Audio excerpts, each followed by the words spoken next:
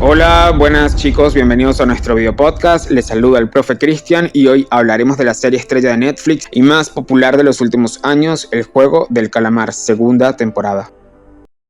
Advertencia, todas nuestras psicocríticas contienen spoilers. A través de sus personajes complejos y temas universales, la serie invita a la reflexión sobre la naturaleza del bien y del mal, el poder de la esperanza y las consecuencias de nuestras acciones. Sin embargo, a todos nuestros concursantes les une algo en común: la pobreza, o mejor dicho, las expectativas culturales que se tienen sobre la pobreza. Y me gustaría ahondar en ello porque es el criterio que supedita a todos los demás conflictos en el juego. Sí, sabemos lo obvio, que la falta de dinero es la razón por la cual nuestros personajes se unen al juego. Sin embargo, esa falta de dinero es una ausencia mucho más compleja que no tener billetes y monedas. Trae profundas implicaciones psicológicas. Afecta no solo a la autoestima y el bienestar emocional, sino también a las relaciones interpersonales y a la salud física.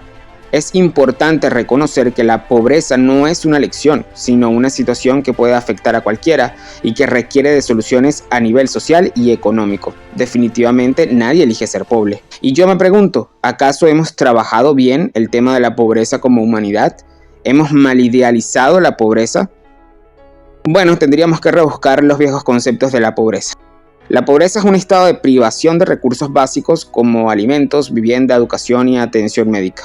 Sin embargo, la pobreza va más allá de la mera falta de recursos materiales. También implica la falta de oportunidades, la exclusión social y la falta de poder para influir en las propias condiciones de vida. Esto lo adjunta a uno de los sabios mayores de la filosofía, el mismísimo Aristóteles. La serie coreana, por ejemplo, presenta una visión muy crítica de las expectativas culturales asociadas a la pobreza. Refleja muchas de las realidades sociales de Corea del Sur en la actualidad y por extensión de otras sociedades capitalistas. A pesar de sus circunstancias, son presentados nuestros personajes como responsables de su propia situación y eso es muy cierto. Se les culpa por sus deudas, por sus fracasos, por su falta de oportunidades, y esta visión individualista de la pobreza ignora las estructuras sociales y económicas que también contribuyen a esa desigualdad.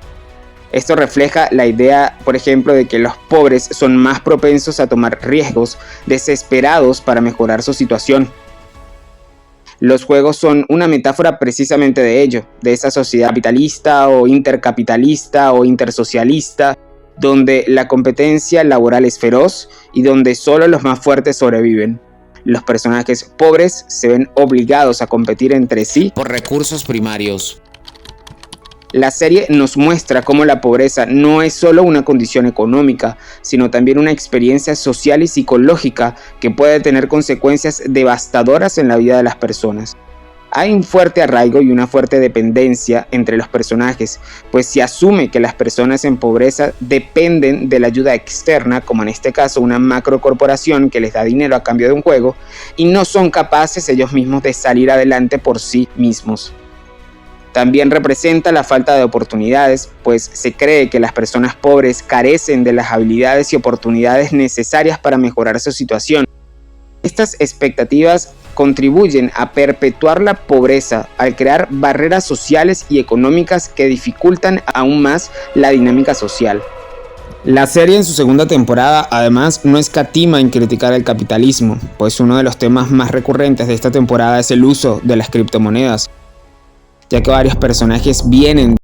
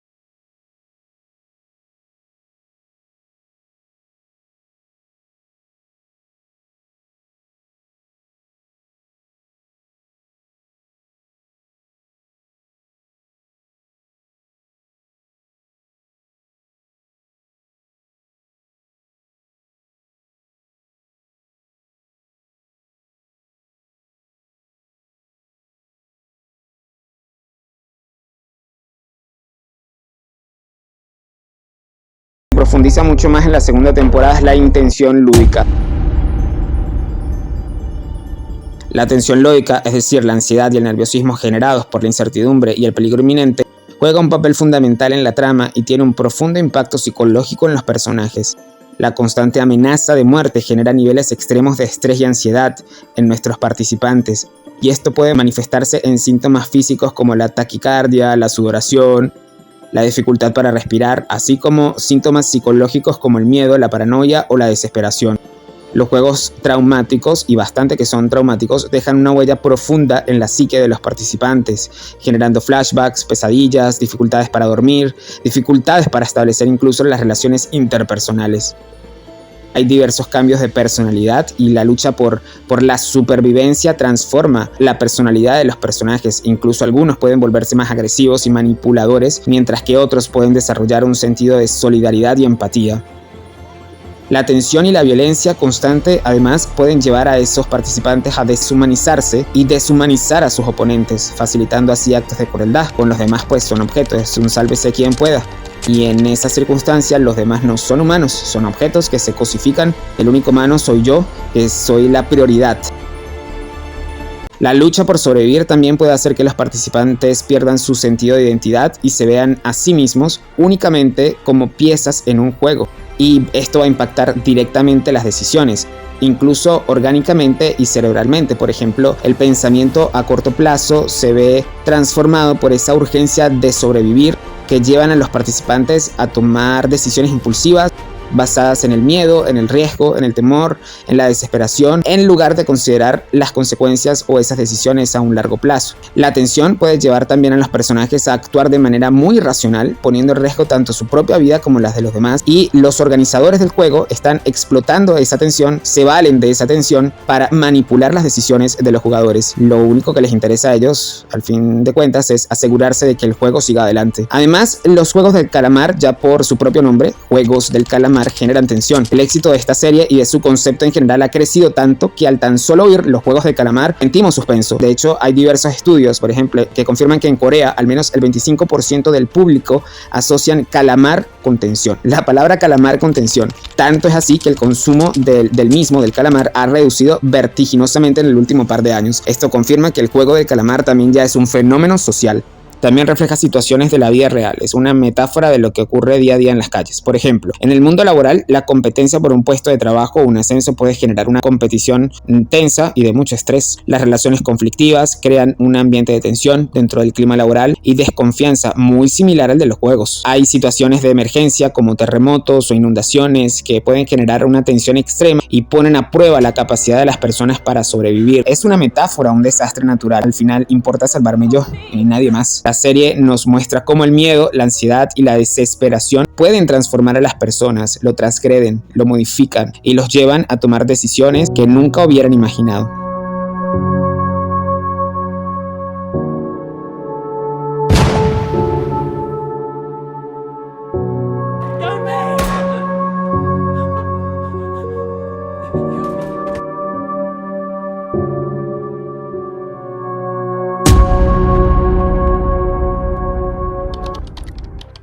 Empecemos con el más importante, el frontman. Así lo conocemos, es el villano de la historia. En el caso de Frontman, él representa la figura enigmática, esa que despierta una gran curiosidad desde el punto de vista emocional, porque su papel es el anfitrión y tal vez también el director de los juegos mortales, y lo convierte en un personaje muy complejo y multifacético, con motivaciones muy oscuras que se van revelando gradualmente. Frontman es una clara alusión a la sombra, ¿no? Al arquetipo de la sombra. Es lo que representa la parte más oscura de la naturaleza humana, aquella que es capaz de infligir dolor y sufrimiento a otros, bien sea por placer o por un objetivo superior, ¿no? Real o imaginario. Al tener el control total sobre la vida y la muerte de los participantes, este hombre encarna ese deseo de poder absoluto, megalomaníaco, una de las pulsiones más profundas del inconsciente colectivo. Que si tiene motivaciones, bueno, sí, por supuesto debe tener motivaciones, y yo tengo 3 teorías al respecto. La primera es la venganza. Es posible que este caballero esté motivado por una profunda sed de venganza, quizá relacionado con un trauma personal o un trauma del pasado que lo llevó a adoptar esta personalidad oscura. La segunda, el nihilismo. Podría ser un nihilista empedernido que ha perdido toda la fe en la humanidad y que cree que los juegos son una forma de exponer la verdadera naturaleza de las personas. de alguna manera sería el némesis del protagonista. Y la tercera y la más polémica, el sadismo. Posible que simplemente lo haga porque disfrute del sufrimiento y del dolor de los demás, obteniendo placer de ver a otros luchar por sus vidas. Por lo que intuyo, el frontman se inclinará más por el nihilismo, y es que esta condición suele ser un concepto muy constante últimamente en los dramas coreanos, que aparte lo manejan muy bien. Por su parte, Jim-Woo, nuestro jugador 456, toma un giro de 360 grados como personaje, pero no lo hace gratuitamente.